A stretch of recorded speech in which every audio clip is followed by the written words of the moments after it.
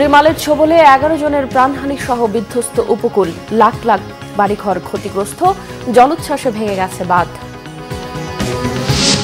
টানা ঝড় বৃষ্টিতে দুর্ভোগে রাজধানীর মানুষ, বিদ্যুৎস্পৃষ্ট হয়ে 2 নারী সহ 3 জনের মৃত্যু। বন্দরনগরী চট্টগ্রামে জলাবদ্ধতা। যুক্তরাষ্ট্রের ব্যবসায়ীদের বাংলাদেশে বিনিয়োগের আহ্বান প্রধানমন্ত্রীর। গণভবনে ইউএস বাংলাদেশ বিজনেস কাউন্সিলের প্রতিনিধি দল।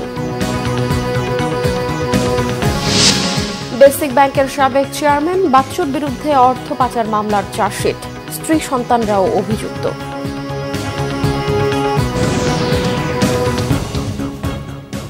দেখছিলেন বিআরবি কেবল সংবাদ শিরোনাম, এবারে বিস্তারিত।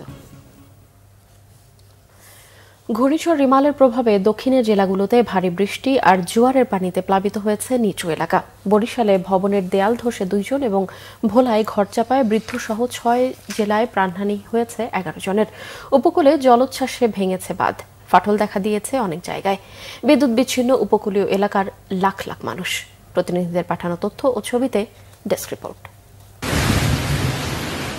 পূর্ণ শক্তি নিয়ে উপকূলীয় এলাকায় তাণ্ডব চালিয়েছে ঘূর্ণিঝড় রিমাল। ভারী বৃষ্টি আর জোয়ারের পানিতে তলিয়ে গেছে নিচু এলাকা, দুর্ভোগে দুর্গতরা। বরিশালের বিপদসীমার উপর দিয়ে বইছে নদীর পানি। অনেক বাসাবাড়িতে পানি ঢুকেছে, কমপক্ষে 10,000 ঘরবাড়ি বিধ্বস্ত হয়েছে। রূপাতলীতে দেয়াল ধসে এক দোকান মালিক সহ শ্রমিকের মৃত্যু হয়েছে। পটুয়াখালীর রাঙ্গামালী উপজেলার চরমন্তাজ ইউনিয়ন সহ বাউফল, দশমিনা, মির্জাগঞ্জ উপজেলার চরসহ ঝুঁকিপূর্ণ বেড়িবাঁধ ভেঙে বিভিন্ন গ্রাম প্লাবিত হয়েছে। বরগুনায় জলোচ্ছ্বাসে বাঁধ ভেঙে প্লাবিত হয়েছে বেশ কয়েকটি গ্রাম। ভোলায় ঝড় বৃষ্টি আর জোয়ারের পানিতে তলিয়ে যাওয়ার শঙ্কায় নির্ঘুম রাত কেটেছে উপকূলীয় এলাকার লক্ষাধিক মানুষের। রিমালের আঘাতে প্লাবিত হয়েছে পুরো পিরোজপুর। বৃষ্টির সাথে ঝোড়ো বাতাসে ভোগান্তি বেড়েছে সাধারণ মানুষের। ভেসে গেছে ঘেরের মাছ, তলিয়ে গেছে সবজি ও ফসলের ক্ষেত। আমাদের বাড়ি কোনো ঘর, কোনো মাল আমার নেই, যে খাতা বালিশও নেই, সব বিক্রি করে তলায় গেছে। হঠাৎ করে মানে আমাকে গেটের সামনে গেড়ে যাচ্ছি, আইসে দেখি একদম পানি স্রোত। এখন গাড়ি ঠেকাবো না, ঘর ঠেকাবো না, মানে ঘরে মাল জিনিস কোনো কিচ্ছু করতে পারিনি। রাস্তা ভাঙে ঢুকে জোয়ারের পানি দিয়ে রাস্তায় উঠে আমাদের ঘর দিয়ে সব তলায় গেছে।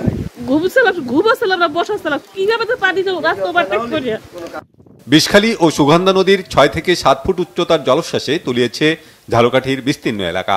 শত শত পরিবার পানিবন্দী। ব্যাপক ক্ষতি হয়েছে গাছপালা, মাছ ও ফসলের। বিদ্যুতের খুঁটি ভেঙে পুরো জেলা বিদ্যুৎ সংযোগ বিচ্ছিন্ন হয়ে পড়ে। অসংখ্য ঘরবাড়ি, গাছপালা ভেঙে পড়েছে। রাত্রে মনে করেন কোনো ঘুম নাই, কিছু নাই।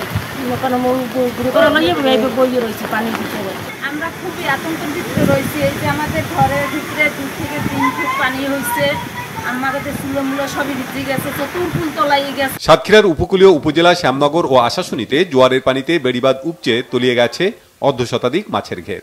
কয়েক জায়গায় বাঁধে ফাটল দেখা দিয়েছে। ধসে গেছে বেশ কিছু কাঁচা ঘরবাড়ি।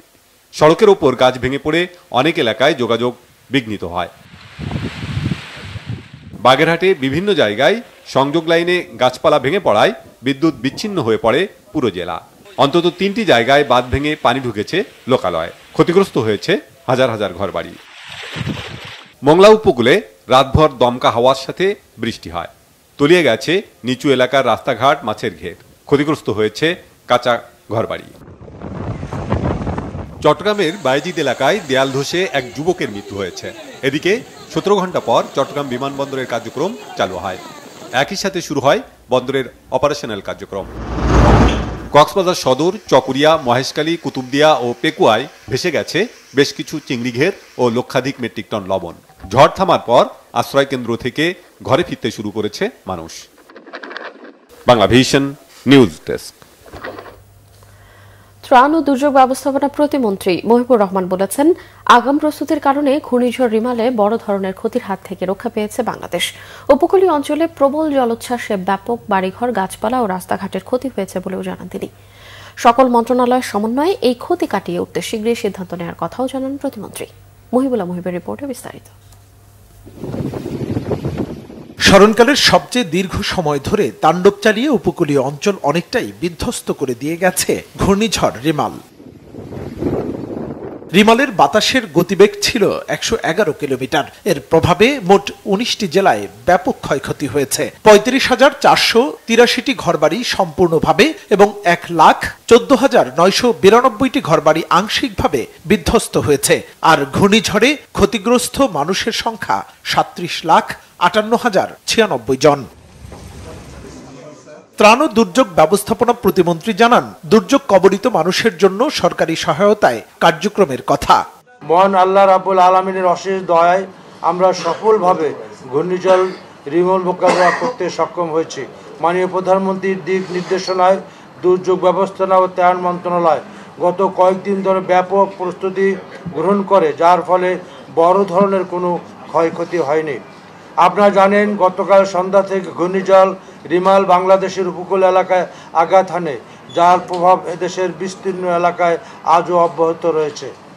রিমালের কারণে উপকূলীয় এলাকাসমূহে পানি ঢুকে মানুষের স্বাভাবিক জীবনকে ব্যাহত করেছে। বেশ কিছু ঘর বাড়ি ক্ষতিগ্রস্ত হয়েছে।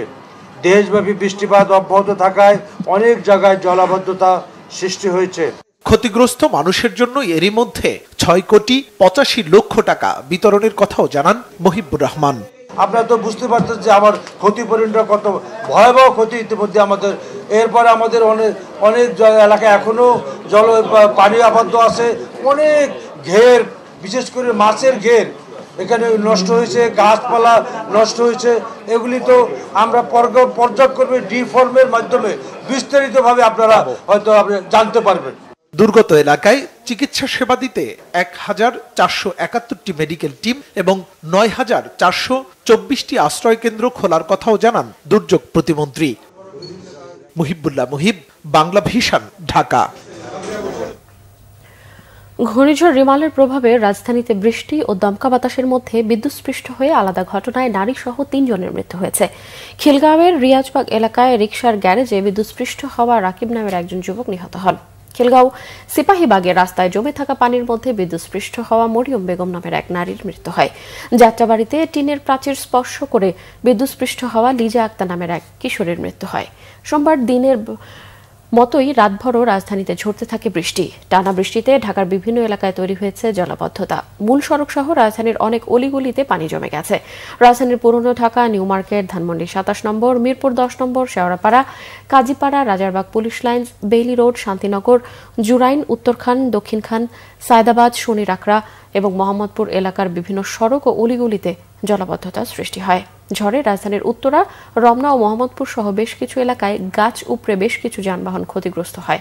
আবহাওয়া অধিদপ্তরের তথ্য মতে রাজধানীতে এই বৃষ্টি ও ঝোড়ো হাওয়া মঙ্গলবার সন্ধ্যা পর্যন্ত চলতে পারে। সন্ধ্যা 6টা পর্যন্ত চট্টগ্রামে সবচেয়ে বেশি 235 মিলিমিটার বৃষ্টিপাত হয়েছে এবং ঢাকাতে 151 মিলিমিটার বৃষ্টিপাত হয়েছে। এবং আগামীকালকেও কিন্তু সারা দেশেই ভারী বৃষ্টিপাত হওয়ার সম্ভাবনা রয়েছে। কোথাও কোথাও অতি ভারীও হতে পারে, বিশেষ করে চট্টগ্রাম বা আমাদের দক্ষিণ যে অঞ্চল রয়েছে সে সকল জায়গায়, এবং সিলেটেও অতি ভারী বৃষ্টির সম্ভাবনা রয়েছে। মাত্র 3 ঘন্টায় 132 মিলিমিটার বৃষ্টিপাতে হাঁটু থেকে কোমর পানিতে ডুবে যায় বন্দরনগরী চট্টগ্রাম। নাকাল নাগরিক জীবন, যানজটে বিপর্যস্ত সাধারণ মানুষ। জলাবদ্ধতায় আটকা পড়ে নষ্ট হয়েছে যানবাহন। এই জলাবদ্ধতাকে ললাট লিখন বলে আক্ষেপ চট্টগ্রামবাসীর। চট্টগ্রাম থেকে নাসির উদ্দিনের রিপোর্ট। সোমবার সকাল 6টা থেকে 9টা পর্যন্ত চট্টগ্রামে 132 মিলিমিটার বৃষ্টিপাত রেকর্ড করা হয়। ভারী বৃষ্টির কারণে মহানগরীর নিচু এলাকায় আগের মতোই তৈরি হয়েছে জলাবদ্ধতা। পানি নিষ্কাশনের পথ না থাকায় নিচু সড়ক যেন নদী। জলাবদ্ধতায় চরম দুর্ভোগে পড়ে নগরবাসী। জলবায়ু পরিবর্তনের প্রভাব, অপরিকল্পিত নগরায়ন, নালা নর্দমায় ময়লা আবর্জনা ফেলা আর খাল বেদখল হওয়াকে দুষছেন তারা। আমার ঘরের মধ্যে পানি উঠছে বেশি, পানি উঠে কাপড় টাপড় চাল টাল ব্যাগ বুঝে আছে, হাড়ি ভেতর ফোলান টোলান ঘুম যাইতেই না। বিশেষ করে আমাদের চকবাজার এলাকাতেই সমান পানি, অন্য জায়গায় এতটুকু পানি উঠে না। সমস্যা সমাধানে 2017 সালে সিডিএর উদ্যোগে প্রথম প্রকল্প গ্রহণ করা হয়। প্রায় 12,000 কোটি টাকা ব্যয়ে জলাবদ্ধতা নিরসনে কাজ করছে সিডিএ, সিটি কর্পোরেশন ও পানি উন্নয়ন বোর্ড। সিডিএ ও পানি উন্নয়ন বোর্ডের অর্থায়নে এই দুই সংস্থার কাজ বাস্তবায়ন করছে সেনাবাহিনী। সকাল থেকে গাড়িতে চালাতে পারছি না, পানির অবস্থা বেশি খারাপ। বদ্রহাট থেকে এখান থেকে চকবাজার মার্কেট সব জায়গায় পানি বেশি, অতিরিক্ত পানি বেশি। এখানে এই যে সকালে দোকানে পানি ঢুকে গেছে, এখানে পরিষ্কার করতে হচ্ছে, আবার বৃষ্টি বেশি হলে আবার ঢুকে যাবে। তো আজকে তো এখানে প্রচুর বৃষ্টি হয়েছে, পানি এখানে গাড়ি চলতেছে না। ওখানে মাটি পড়ে, মাটিগুলো পরিষ্কার করতে হবে নিয়মিত, ময়লাগুলো আবর্জনা পরিষ্কার করতে হবে, তাহলে পানিটা সহজে নেমে যাবে। এদিকে বৃষ্টির পানি উঠতে থাকলে তা ঠেকানো কঠিন বলে মন্তব্য করেছেন সিটি মেয়র রেজাউল করিম চৌধুরী। তিনি বললেন, দুবাই নিউ ইয়র্কের মতো শহরেও পানি উঠছে, তবে দ্রুত পানি নিষ্কাশনের উপর জোর দেন মেয়র। পানি উঠবেই, এটা নিয়ে শঙ্কিত হওয়ার কোনো কারণ নেই। পানি দ্রুত চলে যেতে হবে। এখন পৃথিবীর কোন জায়গায় পানি উঠতে, দুবাই শহরও পানি উঠতেছে, যেখানে জীবনে কেউ কল্পনা করেনি। নিউ ইয়র্ক শহরও পানি সামান্য একটু বৃষ্টি হয়েছে। আসলে এই বৃষ্টিতে এটা বর্ষা মৌসুম তো নয়, মুরাদপুর থেকে আরম্ভ করে শহরের বিভিন্ন নিম্ন অঞ্চল কিন্তু পানিতে সয়লাব হয়ে গিয়েছে। এটাতে মানুষ খুব কিন্তু অসন্তোষ প্রকাশ করে। আমরা জলবদ্ধতার কাজ চট্টগ্রাম উন্নয়ন কর্তৃপক্ষ আর সেনাবাহিনীর মাধ্যমে বাস্তবায়ন করি। জলাবদ্ধতার জন্য সরকারি সংস্থাগুলো একে অপরের ওপর দায় চাপিয়ে পার পাওয়ার চেষ্টা করায় স্থায়ী সমাধান হয় না, আর প্রতি বছর বর্ষা এলেই চরম দুরবস্থায় পড়ে নগরবাসী। Bangla vision news desk. BNP নেতারা বলেছেন, ঘূর্ণিঝড় জলোচ্ছ্বাসে অনেক জনপদ ক্ষতিগ্রস্ত হয়েছে, উপকূলীয় এলাকায় মহাবিপদ সংকট চলছে। তখন মানুষের পাশে না দাঁড়িয়ে প্রধানমন্ত্রী বলছেন তারেককে দেশে ফিরিয়ে এনে রায় কার্যকর করার কথা। টাকা পাচারকারী, লুটেরা ও দুর্নীতিবাজদের এমপি বানানো হয়েছে, এখন তারা খুনোখুনি করে মরছে। আরো জানাচ্ছেন জাহাঙ্গীর আকন্দ। বিএনপি চেয়ারপারসন বেগম খালেদা জিয়া, ঢাকা জেলা বিএনপির সভাপতি খন্দকার আবু আশফাক এবং ঢাকা মহানগর দক্ষিণ বিএনপির জ্যেষ্ঠ সদস্য ইঞ্জিনিয়ার ইশাক সহ বন্দী নেতাকর্মীদের মুক্তি ও মামলা প্রত্যাহারের দাবিতে জাতীয় প্রেস ক্লাবের সামনে মানববন্ধন করে ঢাকা জেলা বিএনপি। এতে নেতারা অভিযোগ করেন, উন্নয়নের কথা বলে এবং বিএনপির নেতাকর্মীদের বিরুদ্ধে মিথ্যা মামলা দিয়ে কারাগারে রাখতে আনন্দ পান সরকার প্রধান। সরকার দেশের অর্থনীতি ধ্বংস করে দিয়েছে, টাকা পাচার করতে করতে নিজেদের মধ্যে এখন হানাহানিতে লিপ্ত ক্ষমতাসীনরা। আপনার যে লোকরা টাকা পাচার করতে করতে আজকে এখন নিজেরাই নিজেদের মধ্যে হানাহানি খুনোখুনি করছে, কারণ এই লোকরাই তো টাকা পাচার করেছে, যাদেরকে আপনি এমপি বানিয়েছেন। তাদেরই প্রতিপক্ষ কলকাতায় কয়েক টুকরা করে কোন খালে বিলে ফেলেছে এখন খুঁজে পাচ্ছেন না। এরা এমপি হয় কি করে? আপনি জনপদের পর জনপদ, আপনি মাফিয়া, আপনি ডাকাত, আপনি খুনিদেরকে এমপি বানিয়েছেন। এর দায় কি আপনার উপর নেই? বিএনপি নেতারা অভিযোগ করেন, বেগম খালেদা জিয়াকে সুচিকিৎসার সুযোগ না দিয়ে মৃত্যুর মুখে ঠেলে দেওয়া হচ্ছে। তারেক রহমানকে ফিরিয়ে এনে রায় কার্যকর করা হবে। প্রধানমন্ত্রীর এমন বক্তব্যের সমালোচনা করেন বিএনপি নেতারা। যে ঘূর্ণিঝড় বা জলোচ্ছ্বাসের মুখে দেশ, তখন দেশের প্রধানমন্ত্রী তাকে আমরা বলতে শুনলাম যে এখন আমাদের একমাত্র কাজ হলো তারেককে দেশে ফিরিয়ে নিয়ে আসা। দেশ যখন দুর্যোগের মুখে, তখন দেশের মানুষকে বাঁচানো প্রধান কাজ না। তারেক রহমানের বিরুদ্ধে মূল রাগের কারণ তো এই যে তারেক রহমান আজ গণতন্ত্র পুনঃপ্রতিষ্ঠার আন্দোলনকে বেগবান করেছে। অবিলম্বে বন্দী নেতাকর্মীদের মুক্তি ও মামলা প্রত্যাহারের দাবি জানান বিএনপি নেতারা। বিরোধী দলকে জাহাঙ্গীর আকন্দ, বাংলা ভিশন, ঢাকা। এদিকে আওয়ামী লীগের সাধারণ সম্পাদক ওবায়দুল কাদের অভিযোগ করেছেন, দুর্যোগে মানুষের পাশে না দাঁড়িয়ে ফটো সেশন করছে বিএনপি নেতারা। দুপুরে এক সংবাদ সম্মেলনে তিনি বলেন, দুর্যোগ প্রশমনে সরকার যথেষ্ট প্রস্তুতি থাকায় ক্ষয়ক্ষতি কম হয়েছে। জানান, শীঘ্রই ঘূর্ণিঝড়ে ক্ষতিগ্রস্ত এলাকা পরিদর্শন করবেন প্রধানমন্ত্রী শেখ হাসিনা। মাইনুল শোভনের রিপোর্ট। ধানমন্ডিতে দলীয় সভাপতির কার্যালয়ে সমসাময়িক রাজনৈতিক ইস্যু নিয়ে পূর্ব নির্ধারিত এই সংবাদ সম্মেলন থাকলেও সব ছাপিয়ে উঠে আসে ঘূর্ণিঝড় ও প্রাকৃতিক দুর্যোগের প্রসঙ্গ। ঘূর্ণিঝড় রিমালে স্বজনহারা ও ক্ষতিগ্রস্তদের প্রতি সমবেদনা জানান আওয়ামী লীগ সাধারণ সম্পাদক ওবায়দুল কাদের। দাবি করেন, দুর্যোগে ক্ষতিগ্রস্তদের সহায়তার নামে বিএনপির মতো লোক দেখানোর কাজ আর ফটো সেশনে বিশ্বাসী নয় আওয়ামী লীগ। বিএনপি বিরোধী দল হিসেবে তাদের একটা রাজনৈতিক দলের দায়িত্ব পালনে তারা বারে বারে ব্যর্থ হয়েছে। তারা ফটো সেশন করে, ইতিপূর্বে আমরা দেখেছি সাহায্যের নামে ফটো সেশন। তো বিএনপি দুর্যোগে তারা মানবিক কোনো আবেদন নিয়ে তারা মানুষের পাশে দাঁড়ায় না। ওবায়দুল কাদের বলেন, ক্ষতিগ্রস্তদের পাশে দাঁড়াতে এরই মধ্যে স্থানীয় নেতাকর্মী ও সাংগঠনিক ইউনিটগুলোকে নির্দেশ দিয়েছে তার দল। জানান, দুর্যোগ কবলিত এলাকা পরিদর্শনে যাবেন প্রধানমন্ত্রী।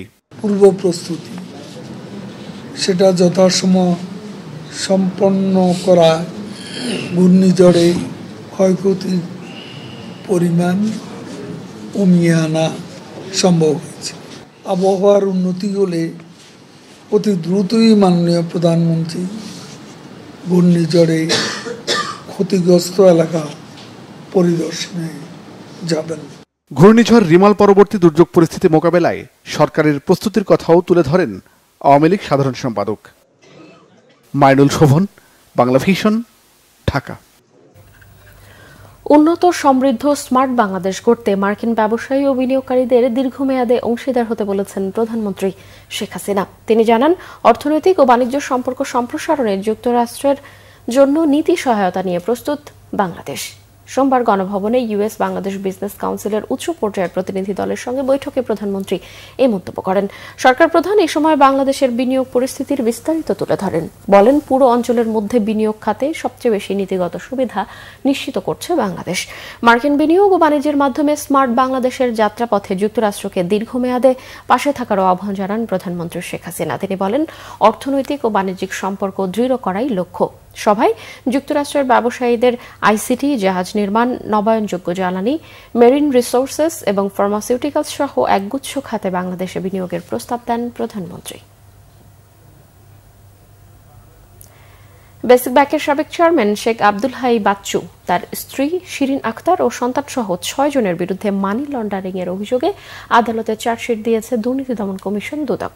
সোমবার চার্জশিট দাখিল করে দুদক। মামলায় এজাহারে বলা হয়েছে, রাজধানীতে ক্যান্টনমেন্ট বাজার এলাকায় 2টি দলিলে 110 কোটি টাকায় 30.25 কাঠা জমি কেনেন শেখ আব্দুল হাই বাচ্চু, কিন্তু দলিল মূল্য দেখানো হয় 15.25 লাখ টাকা। পরে জমিটি তিনি স্ত্রী শিরিন আক্তার এবং ছেলে রাফা হাই এবং ছেলে সাবিদ হাই অনিকের নামে হস্তান্তর করেন। বেসিক ব্যাংকের ঋণ কেলেঙ্কারির ঘটনার দায়ের হওয়া 59টি মামলায় গত বছর আদালতে অভিযোগপত্র দেয় দুদক। যদিও 2015 সালে এসব মামলা হলেও কোনো মামলার এজাহারেই আসামি হিসেবে নাম ছিল না শেখ আব্দুল হাই বাচ্চুর। তবে দীর্ঘ 8 বছর পর দেয়া চার্জশিটে 59টি মামলার মধ্যে 58টি চার্জশিটেই আসামি হিসেবে তার নাম অন্তর্ভুক্ত করা হয়। এমপি আনার খুনের ঘটনায় আসছে আরও নতুন কিছু নাম। 2 সপ্তাহেও মেলেনি টুকরো লাশের হদিস। তবে সব তথ্য যাচাই বাছাই করে দেখা হচ্ছে বলে কলকাতা থেকে জানিয়েছেন অতিরিক্ত পুলিশ কমিশনার হারুন আর রশিদ। এদিকে কলকাতায় জিহাদকে জিজ্ঞাসাবাদ করেছে ঢাকার গোয়েন্দারা। তার কাছ থেকে পাওয়া গেছে গুরুত্বপূর্ণ তথ্য। রিপোর্ট করছেন এসএম ফয়েজ।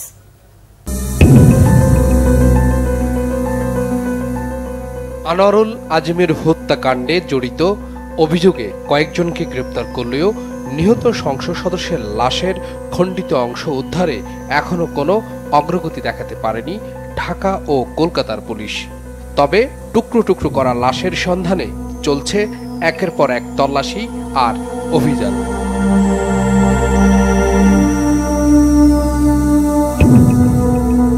কলকাতায় গ্রেফতার জিয়াদ হাওলাদার ওরফে কসাই জিহাদকে জিজ্ঞাসাবাদ করেছে ঢাকা মহানগর গোয়েন্দা পুলিশ। এর আগে কলকাতা নিউ টাউন থানায় মামলার তদন্ত কর্মকর্তার সাথে বৈঠক করেন তারা।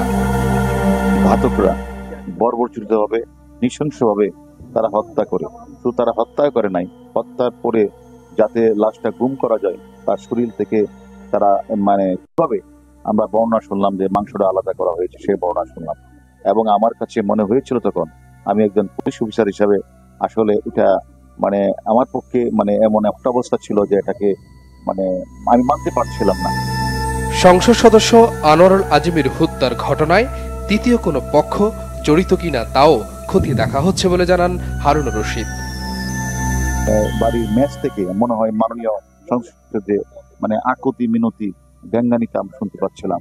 আর ঘাতকদের যে সেখানে ক্রোধ এবং তাদের লোভের অট্টহাসি আমরা শুনতে পাচ্ছিলাম। আমাদের দুই দেশ পুলিশ অনেক কাজ করেছি, অনেক দূরে গিয়েছি। আমরা মনে করি ঘাতকদের আমরা নাম নাম্বার পেয়েছি।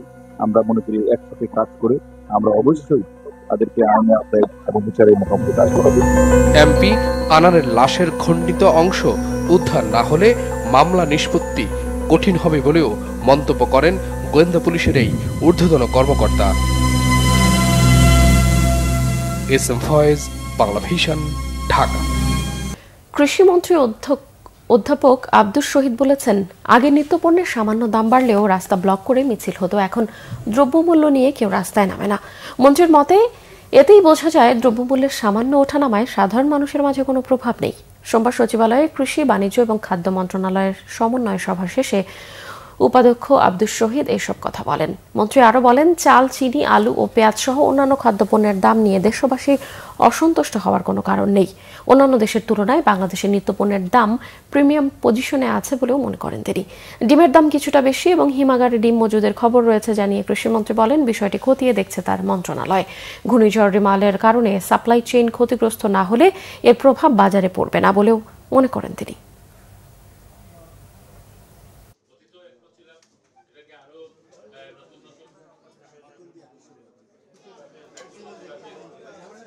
এগুলা তো অতীতে একটু দাম বাড়লে রাস্তা গরম হয়ে যেত, এখন এগুলো তো নাই। না না, আপনারা ইররিলেভেন্ট কোশ্চেন করার কোনো প্রয়োজন নাই। আপনি সাংবাদিক না হলে, আমি না হলেও I know what is the journalism. সরকারি বেসরকারি সবকিছু উন্নত আছে, পেঁয়াজ আমদানি উন্মুক্ত আছে, কোনো সমস্যা হবে না। ডিমের দাম কিছুটা বেশি, হিমাগারে ডিম মজুদের খবর পাওয়া যাচ্ছে, বিষয়টি তদারকি করা হবে সংশ্লিষ্ট বিভাগের দায়িত্ব নিয়ে। সাপ্লাই চেইন যদি সঠিকভাবে কাজ করে, সাপ্লাই চেইন বাধাগ্রস্ত হয়েছে, আজকে যেটা বললেন জ্বর তুফান, এটাও সাপ্লাই চেইনকে একটা কি বলে বড় একটা প্রভাব ফেলছে। হ্যাঁ, ডিসরাপশন বলে, মানে এটা হঠাৎ করে কাটে যায়। এগুলার কারণে যদি হয়, এটা তো আপনার আমার হাতে নাই। নাজুক অবস্থা কুড়িগ্রামের রেল সেবার। 22 লাখ মানুষের জন্য মাত্র একটি লোকাল ও একটি আন্তনগর ট্রেন দুটিরও রয়েছে শিডিউল বিপর্যয়, টিকিট বিড়ম্বনা সহ নানা অভিযোগ। ভোগান্তির শেষ নেই সাধারণ মানুষের। ট্রেনের সংখ্যা বৃদ্ধি ও সেবার মান বাড়ানোর দাবি পিছিয়ে পড়া এই অঞ্চলের মানুষের। কুড়িগ্রাম প্রতিনিধি শফিকুল ইসলাম বেবুর তথ্য ও চিত্রে ডেস্ক রিপোর্ট। রেলযাত্রায় চরম ভোগান্তিতে কুড়িগ্রামের মানুষ। কর্মসংস্থান, শিক্ষা, চিকিৎসা সহ নানা প্রয়োজনে এই অঞ্চলের মানুষ রাজধানী সহ দেশের বিভিন্ন জেলায় যাতায়াতে ট্রেনকেই পছন্দ করে। কিন্তু জেলায় রয়েছে একটি মাত্র লোকাল ট্রেন, যেটি চলে চিলমারির রমনা থেকে রংপুর পর্যন্ত। একটি আন্তনগর ট্রেন কুড়িগ্রাম এক্সপ্রেস চলে কুড়িগ্রাম স্টেশন থেকে ঢাকা পর্যন্ত। এরও শিডিউল বিপর্যয় আর চরম টিকিট সংকটে দিশেহারা সাধারণ মানুষ। আসন সংখ্যা খুব কম, যার কারণে মানুষ অনেক টাকা দিয়ে বাসে অনেক ভোগান্তি করে ঢাকা যায়। এখানে 5-6টা ট্রেন ছিল প্রায় 90 সালের আগের দিকে, আর এখন মাত্র 2-1টা ট্রেন, সেটাও তার আবার শিডিউল টাইমে আসেনি। যদি 7টার ট্রেন আসে বেলা 2টার সময়, আবার রাতের ট্রেনটা আসে দেখা যায় রাতে 11টার দিকে। আমাদের সিট অ্যালোকেশন হচ্ছে মাত্র হাতে গোনা কয়েকটি, এবং এই কয়েকটি সিট পাওয়ার জন্য, আসন পাওয়ার জন্য ঘন্টার পর ঘন্টা দাঁড়িয়ে থাকতে হয়, এবং সবসময় ট্রেনের এই টিকিটগুলো সাধারণত পাওয়া যায় না। 8টার ট্রেন এসে 12টার সময় মানুষ এখন আর ট্রেনেও চলে না, বেচা কিনে এখন নাই। খাজনাও দেওয়ার পাই না দোকানের, অফিসারের গত কয় যে দোকান ভাঙি দেয়, খাজনা দাও। এত মুশকিলত পড়ে গেছি বর্তমানে স্টেশনের। আর আমরা কুড়িগ্রাম জেলার বাসিন্দা হয়েছি, এটা আমাদের বড় বিপদ। আমরা সরকারের কাছে দাবি করি কুড়িগ্রামবাসীকে উঠায় নিয়ে গিয়ে যমুনা সেতুর ওখানে সিরাজগঞ্জ ওই চাটমোহরে বাড়ি করি। নদী বন্দরকে কার্যকর করতে গেলে নৌবন্দর চিলমারি রেল লাগবে, সোনাহাট স্থল বন্দরকে করতে গেলে রেল লাগবে, আমাদের জয়মনিরহাট স্থল বন্দরকে কার্যকর করতে গেলে রেল লাগবে। তো স্বাভাবিকভাবেই রেলের নেটওয়ার্কটা কুড়িগ্রামে খুবই জরুরি। সেবার মান নিয়ে ক্যামেরার সামনে কথা বলতে নারাজ রেলের কর্মকর্তারা। আমাদের মানে আমি এন্টাইটেলডই না, আপনি জিনিসটা বুঝেন। না আমি এন্টাইটেল কথা বলবো না, তো আপনারা দেখতে দুদকের সাথে। পঞ্চগড়ে আন্তনগর 5টি সহ মোট 6টি, লালমনিরহাটে 4টি আন্তনগর সহ ডেমু, লোকাল ও কমিউটার মিলে 8টি ট্রেন চলাচল করে। এছাড়া নীলফামারীতে 8টি, রংপুরে মোট 10টি ও দিনাজপুরে ওই একই সংখ্যক ট্রেন চলাচল করে। কিন্তু কুড়িগ্রামের চিত্র একেবারেই ভিন্ন। জেলার আর্থসামাজিক উন্নয়নে দ্রুত রেলের সংখ্যা বাড়ানোর দাবি পিছিয়ে পড়া এই অঞ্চলের মানুষের। Bangla vision news desk. এবারে খেলার সংবাদ।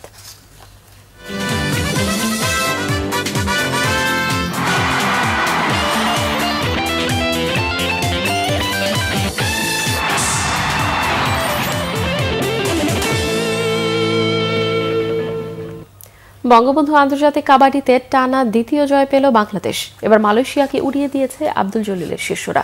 মিরপুর শহীদ সোহরাওয়ার্দী ইনডোর স্টেডিয়ামে বাংলাদেশ জয় পেয়েছে ৭৩-২২ পয়েন্টে।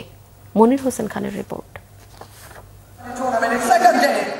এই টুর্নামেন্টে আগের ৩ আসরের চ্যাম্পিয়ন বাংলাদেশ।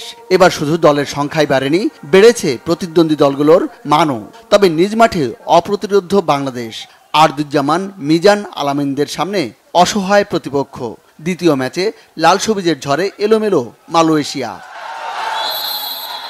ম্যাচের শুরু থেকেই একচেটিয়া প্রাধান্য স্বাগতিকদের। প্রথমার্ধেই জয় অনেকটা পকেটে পুড়ে ফেলে আব্দুল জলিলের শিষ্যরা। ৩টি লোনাসহ ৩৭-৪ পয়েন্টে এগিয়ে থেকে বিরতিতে যায় বাংলাদেশ। দ্বিতীয়ার্ধে কিছুটা ঢিল পড়ে বাংলাদেশের খেলায়। প্রতিরোধের রাস্তা খুঁজে পায় মালয়েশিয়া। এই অর্ধে মালয়েশিয়া নিজেদের স্কোরবোর্ডে যোগ করে আরও 18টি পয়েন্ট। যদিও দ্বিতীয়ার্ধেও 3টি লোনা পেয়েছে বাংলাদেশ, তুলে নিয়েছে 36 পয়েন্ট। শেষ পর্যন্ত ৭৩-২২ পয়েন্টের জয় তুলে নেয় স্বাগতিকরা। ম্যাচ সেরা হয়েছেন বাংলাদেশের অন্যতম সেরা রাইডার আলামিন। পুরো টুর্নামেন্টে ধারাবাহিকতা ধরে রাখতে চান তিনি। এইবার আরও শক্তিশালী টিম এসেছে, যেমন সাউথ কোরিয়া এসেছে, জাপান এসেছে। সাউথ কোরিয়া একবার এশিয়ান গেমসের রৌপ্য পদক, একবার তাম্রপদক, অত্যন্ত শক্তিশালী দল। সেই হিসাবে এইবারের টুর্নামেন্ট আরও শক্তিশালী, দলগুলোও ভালো। কিন্তু আমাদের অল ওভার ট্রেনিংটা খুব ভালো ছিল, যার জন্য আমরা ইনশাল্লাহ অনেক ভালো কিছু আশা করতেছি। সামনের ম্যাচগুলো নিয়ে অবশ্যই আমরা ভাবতেছি যে কীভাবে জয় ছিনিয়ে নেওয়া যায় এবং সুস্থ থেকে কীভাবে আমরা ভালো খেলতে পারি এবং দেশকে ট্রফি কীভাবে দিতে পারি, সেই চিন্তাই আমরা সবসময়ের জন্য করি। ইনশাল্লাহ আমরা চ্যাম্পিয়ন হব ইনশাল্লাহ। দ্বিতীয় দিনের প্রথম ম্যাচে পোল্যান্ডকে 46-40 পয়েন্টে হারিয়েছে ইন্দোনেশিয়া। মনির হোসেন খান, বাংলা ভিশন, ঢাকা। সংবাদ শেষ করব বিআরবি কেবল শিরোনামগুলো আরও একবার জানিয়ে। রিমালের ছবলে 11 জনের প্রাণহানি সহ বিধ্বস্ত উপকূল। লাখ লাখ বাড়িঘর ক্ষতিগ্রস্ত, জলোচ্ছ্বাসে ভেঙে গেছে বাঁধ। টানা ঝড় বৃষ্টিতে দুর্ভোগে রাজধানীর মানুষ। বিদ্যুৎস্পৃষ্ট হয়ে 2 নারী সহ 3 জনের মৃত্যু। বন্ধনগরী চট্টগ্রামে জলাবদ্ধতা। যুক্তরাষ্ট্রের ব্যবসায়ীদের বাংলাদেশে বিনিয়োগের আহ্বান প্রধানমন্ত্রীর। গণভবনে ইউএস বাংলাদেশ বিজনেস কাউন্সিলের প্রতিনিধি দল। বেসিক ব্যাংকের সাবেক চেয়ারম্যান বাচ্চুর বিরুদ্ধে অর্থ পাচার মামলার চার্জশিট। স্ত্রী সন্তানরাও অভিযুক্ত।